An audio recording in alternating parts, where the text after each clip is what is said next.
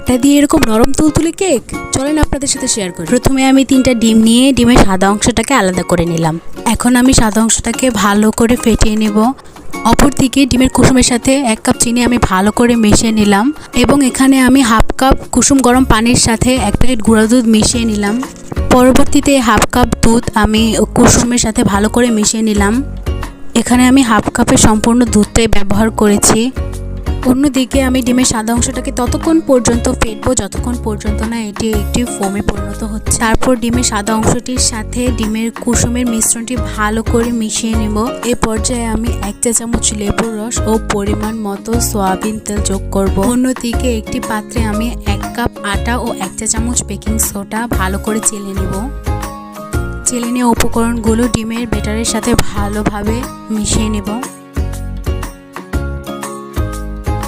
এই পর্যায়ে কেকের মিশ্রণটি আমি মোল্ডে ঢেলে নেব।